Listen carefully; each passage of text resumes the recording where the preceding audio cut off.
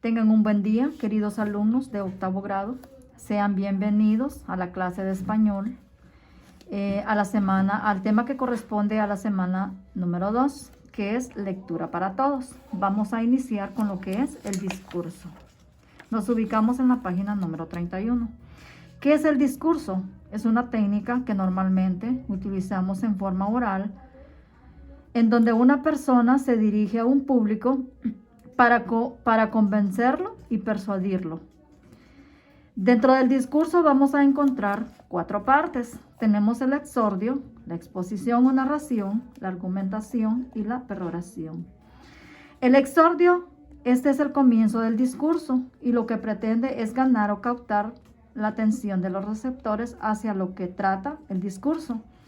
La exposición o narración consiste en exponer al receptor de forma clara y creíble los hechos sobre lo que va a tomar una decisión. La argumentación es una confirmación de la narración, pues se basa en lo que favorece al emisor. Se divide en 2, presentación de las pruebas a favor, confirmatorio, y la refutación de las pruebas en contra, refutatorio. Y luego tenemos al final lo que es la peroración, que es la parte final del discurso. En ella se trata de hacer un resumen de lo expuesto y de influir en los sentimientos de los receptores. Entonces tenemos las 4 partes del discurso. Nos vamos a la página número 32. Acá aparece un texto donde usted lo va a leer y va a contestar las preguntas que le aparecen en la parte de abajo. Es un discurso. Léalo detenidamente y va a contestar las preguntas que le aparecen en la parte de abajo, de la 1 a la 4. Ok. Continuamos en la página número 33, que son los regionalismos. ¿Qué son los regionalismos? Son palabras que usamos en determinadas regiones. Acá, por ejemplo, le aparece un texto donde usted lo va a leer. Va a encontrar unas palabras subrayadas. Cada palabra subrayada que usted encuentra en este texto son regionalismos. Regionalismos son palabras que usamos en determinada región. Por ejemplo, al dinero le decimos pisto. Es un regionalismo. A un cerdo le decimos, por ejemplo, cuche, marrano, cochino. Entonces, los regionalismos van a variar de una región a otra. Entonces, en este texto, todas las palabras que usted ve subrayadas son regionalismos. Lo va a leer y va a contestar las preguntas que aparecen en la parte de abajo, de la 1 a la número 3. En la página 34 encontramos la número 3. Ok. Luego continuamos con lo que son los signos de puntuación. ¿Qué son los signos de puntuación? Son símbolos gráficos que nos ayudan a comprender mejor un texto cuando escribimos y así reproducimos correctamente la entonación oral o cuando leemos. Los signos de puntuación nos sirven para aclarar mejor un texto, para darle mejor sentido, para que el receptor cuando leemos escuche bien lo que estamos leyendo. Y cuando escribimos también, cuando redactamos un texto, son muy importantes lo que son los signos de puntuación. ¿Cuáles son los signos de puntuación? Por ejemplo, el punto, la coma, el paréntesis, la diéresis, el guión largo, guión corto, etcétera, etcétera. Entonces, cada uno de esos puntos nos sirven para dar mayor aclaración a un texto. Ok. En la página número 35 le aparece el paréntesis. Aparece acá un texto donde usted lo va a leer y va a contestar las preguntas que aparecen en la parte de abajo, de la 1 a la 3. Pero, ¿qué son los paréntesis? Son signos de puntuación que cierran una explicación que está relacionada con lo que se está diciendo. Este es el caso de las frases subrayadas en el texto anterior.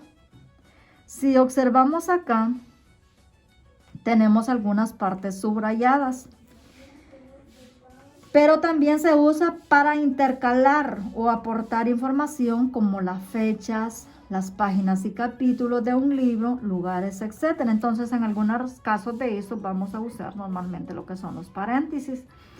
Por ejemplo, el texto nos presenta uno de ellos. La escritora Aída Castañeda nació en Gracias, Lempira. ¿Cuál resalta acá?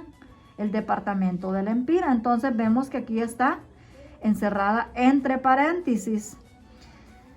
O para intercambiar frases aclaratorias. Por ejemplo, decimos es posible si se reunió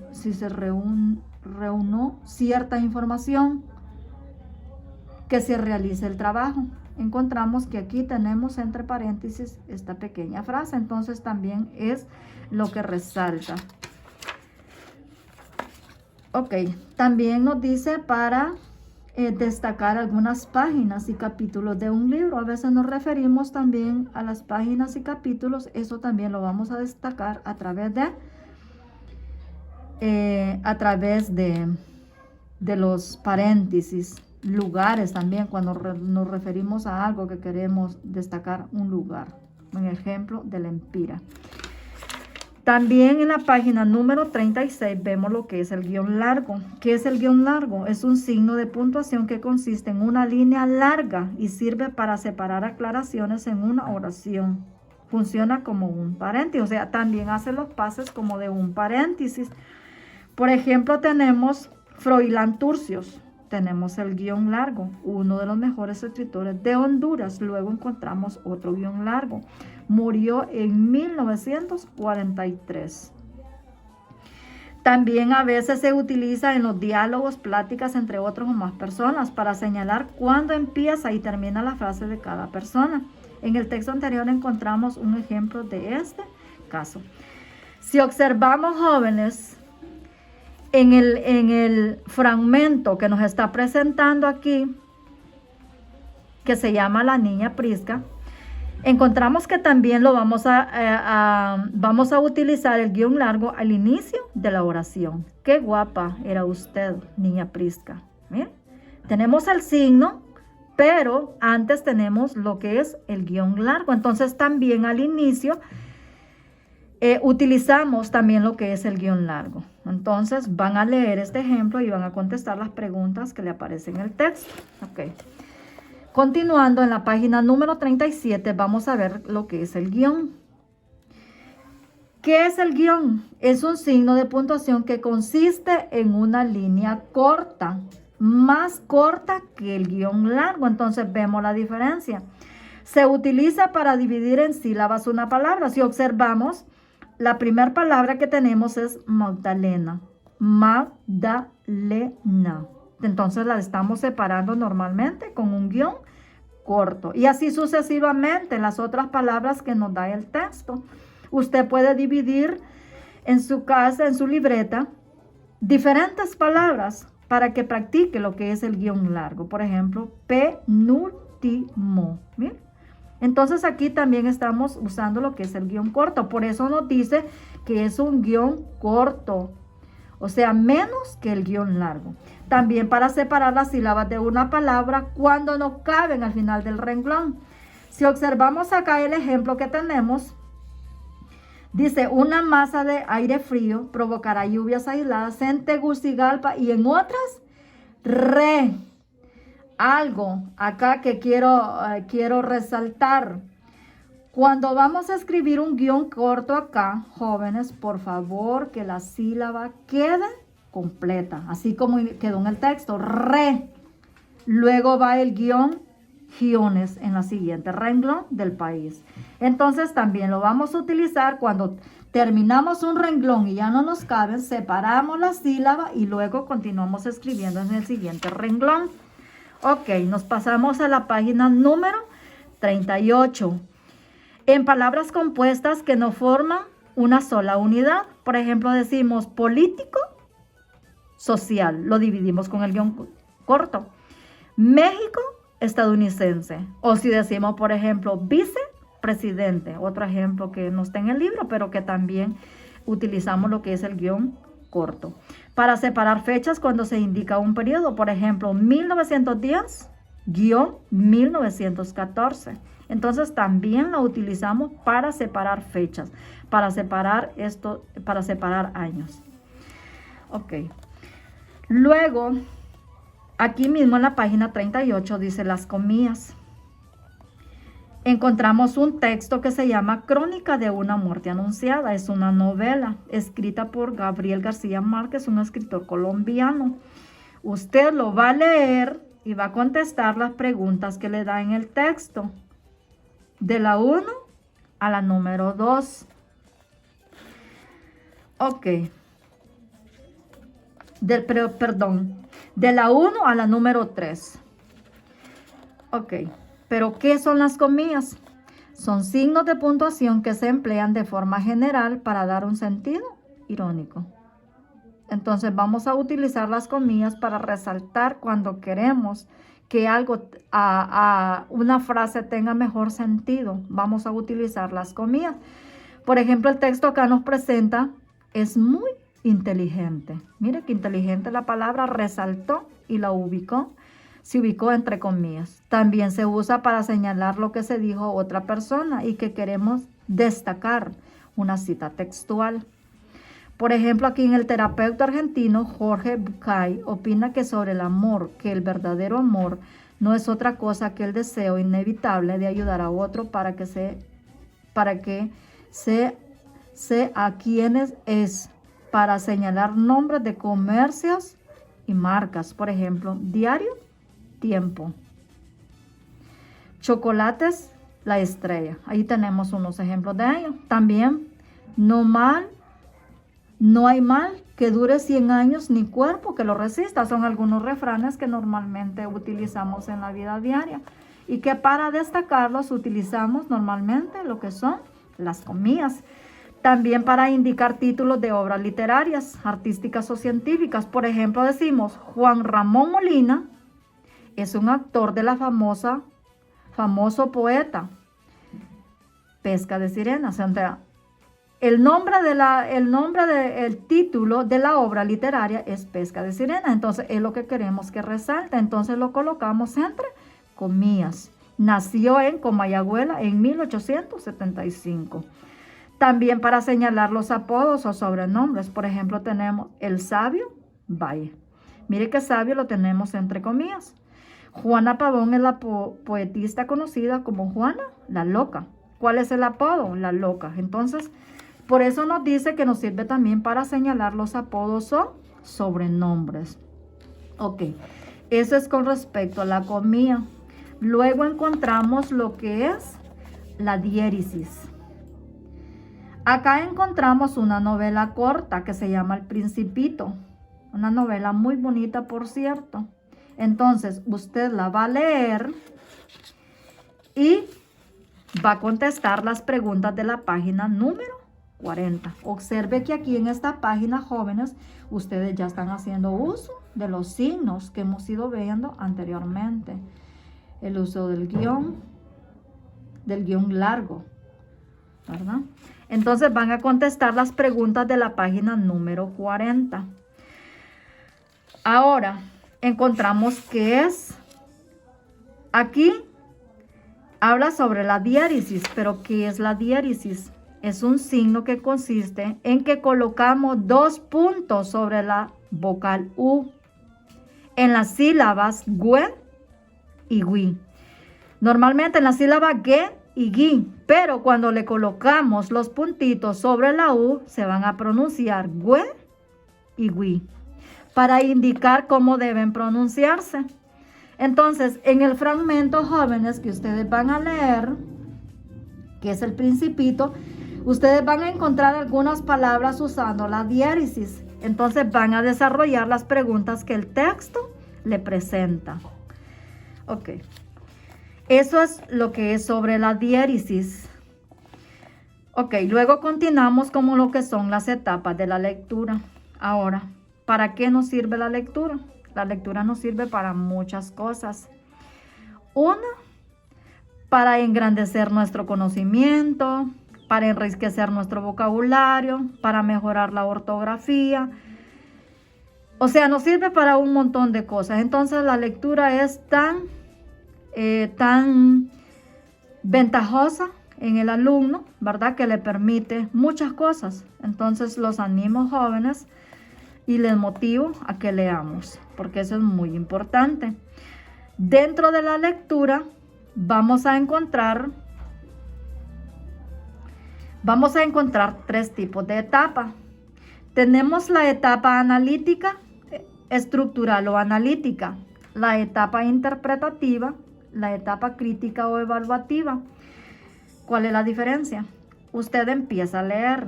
En la etapa estructural o analítica, en esta etapa el receptor lee tratando de entender de qué trata el texto. Se caracteriza porque el lector debe reconocer en el texto de forma sencilla, saber de qué trata, entender qué es lo que pretende decir, conocer en qué partes está dividido y clasificarlo, descubrir las dudas que el autor pretende resolver.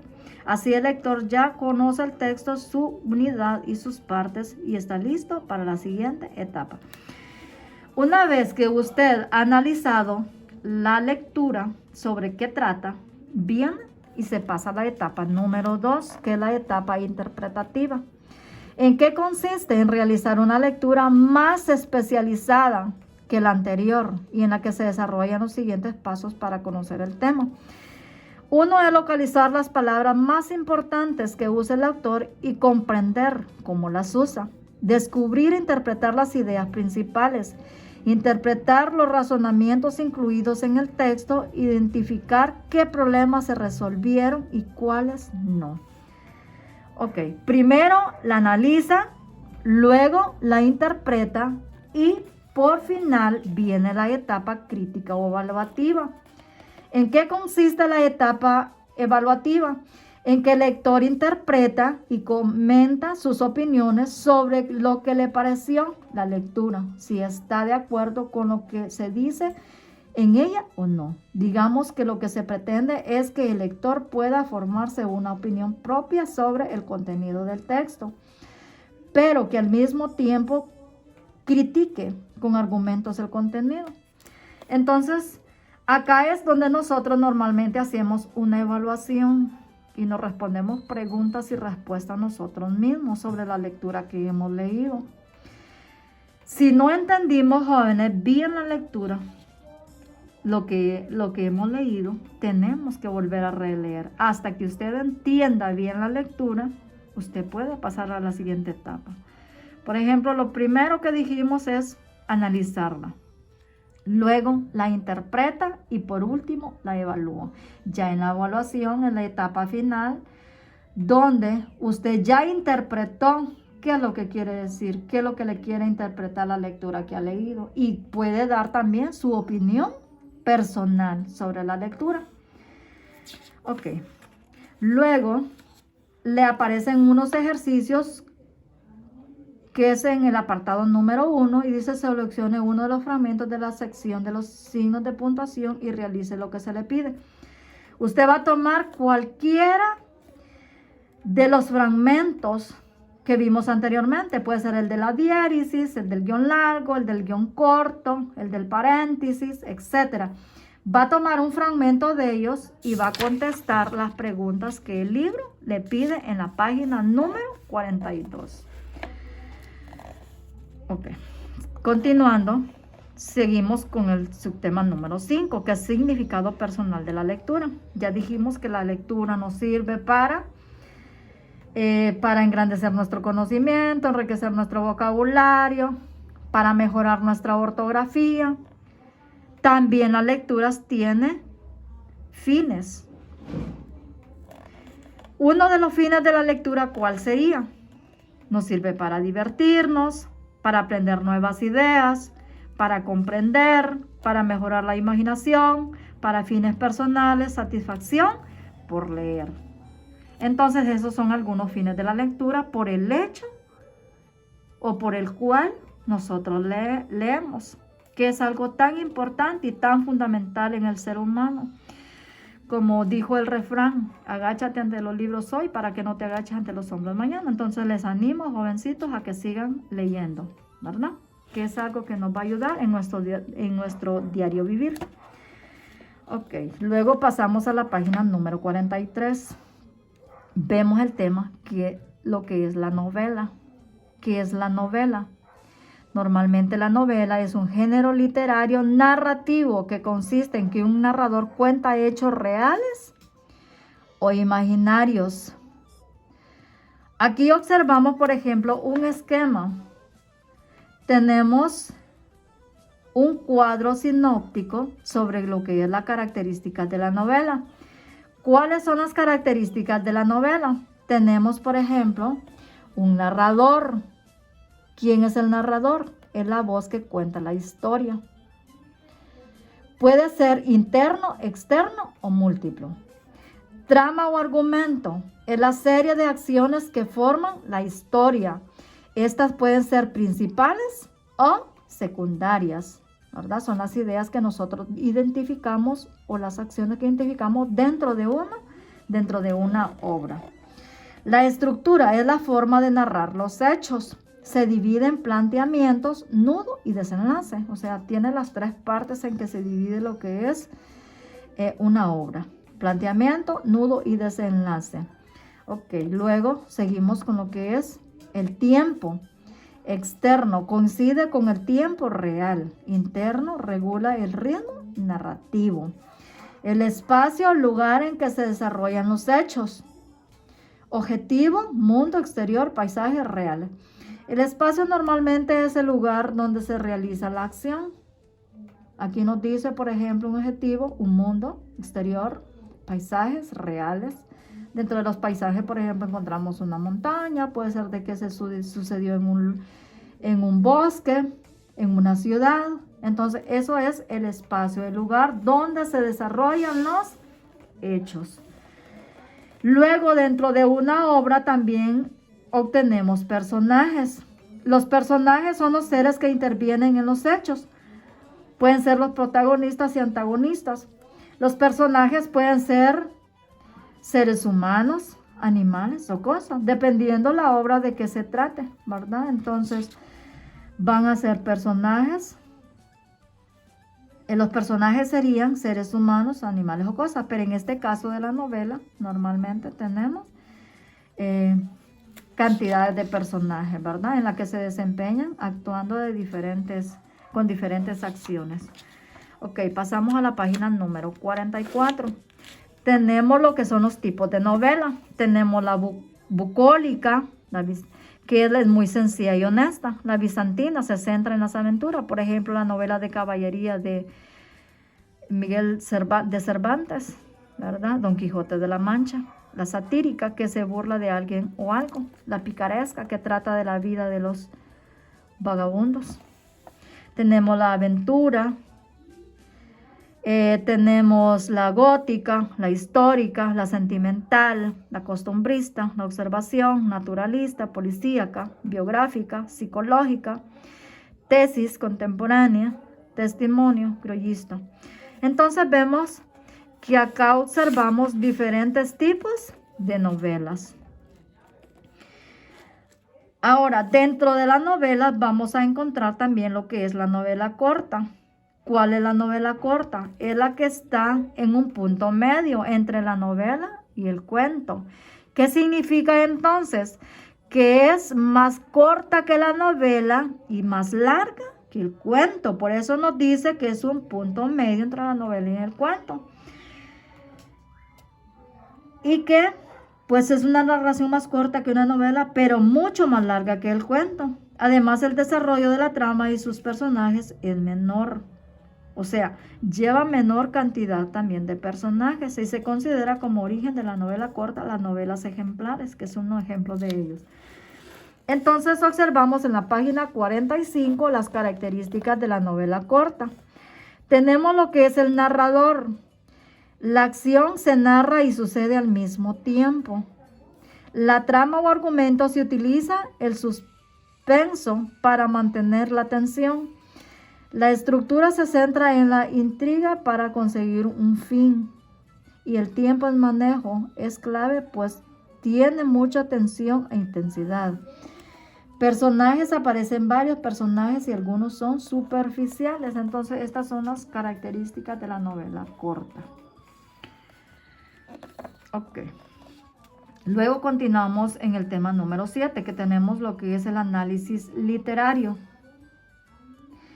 Para comprender una obra literaria, no importa cuál sea, podamos hacer un análisis a través del que separemos los elementos que forman un todo para volver a unirlos y entender cómo se relacionan entre sí.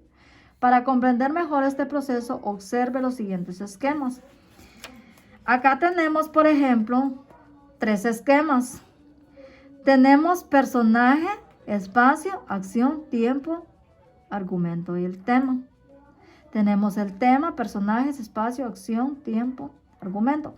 Estos son normalmente los elementos narrativos que vamos a encontrar en una novela, ya sea en una novela corta o en una novela normal que lleva más cantidad de capítulos. En la primera, una sola unidad que no se puede dividir. En el siguiente esquema, cuando se realice el análisis, se dividen los elementos. Y en el tercer esquema que tenemos es tema, espacio, argumento, tiempo, personajes, acción. Después del análisis vuelven a unirse formando una unidad. Entonces nos bajamos a la página 46. Acá en la página 46, jóvenes, encontramos los pasos para hacer un análisis literario. Hay que leerlo detenidamente cada paso para que usted pueda hacer un análisis literario con otro tipo de, ya sea con un cuento, ¿verdad? Con una novela corta, etcétera. Entonces tenemos como primer paso para hacer un análisis literario es título de la obra.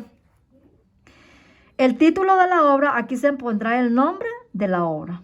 Por ejemplo, si fuera Prisión Verde, digamos, la novela de Prisión Verde, usted escribe el título de la obra. O si fuera digamos, la novela de caballería de Don Quijote de la Mancha, que así se llama, entonces ubicamos el nombre de la novela, el autor. Jóvenes, hay que tener cuidado, no hay que confundir la palabra autor con narrador. Acuérdese que el narrador es la persona que narra los hechos que sucedieron y el autor es la persona que escribió la obra literaria. En este caso dice que el autor es nombre de la persona que escribió la obra. Por ejemplo, yo les decía, si acá fuera Don Quijote de la Mancha, que es el título de la obra, el autor sería Miguel Saavedra de Cervantes. La biografía del actor, acá es el resumen de la vida del actor. O sea, debe incluir fecha de nacimiento, fecha de muerte, estudios, en qué universidades él estudió y todo eso, ¿verdad? Va toda la biografía del actor. En el resumen o sinopsis, como su nombre lo indica, es el resumen de lo que trata la obra. Usted va a hacer un resumen de lo que usted consideró más importante para usted. Y luego realiza lo que es el resumen.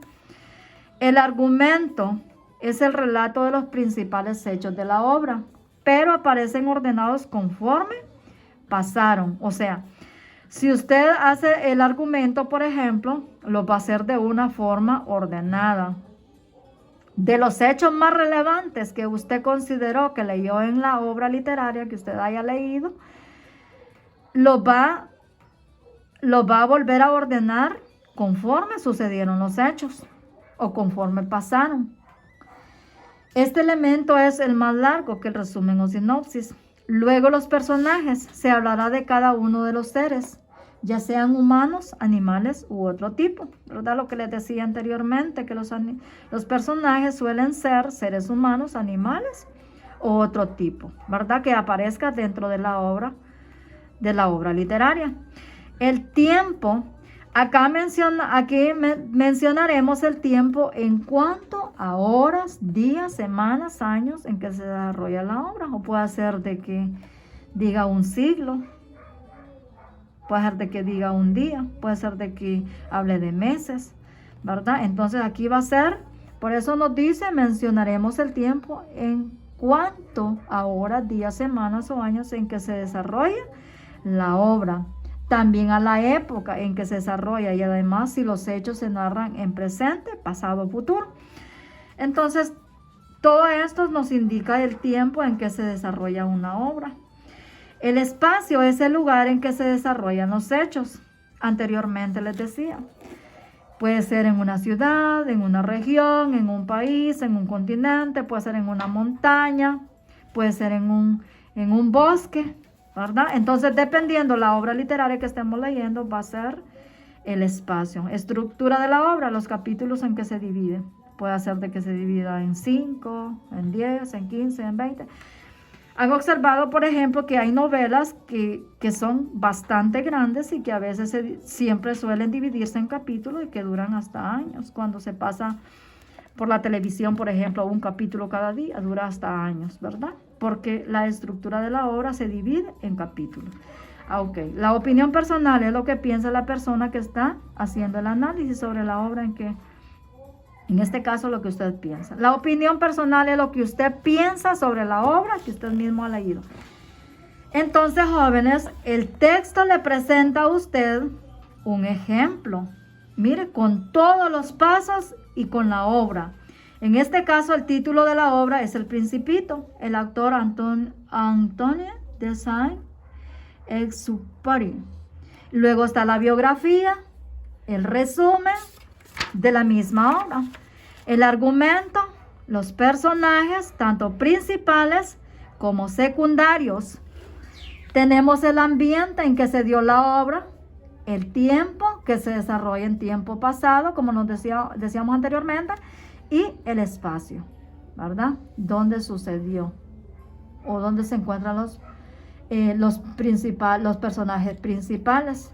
Entonces, esto es lo que es el espacio. Nos pasamos a la página número 50 y van a leer esta lectura que se llama Tomasa, que está en la página 50, 51 y va a desarrollar los ejercicios que le presenta el libro, desde la página 51 a la página número 52. Entonces, esto ha sido, jovencitos, los temas que hemos dado en esta semana. Espero que le hayan entendido y que hagan los ejercicios que el texto le presenta. Así que muchas gracias por su atención y nos vemos la próxima semana.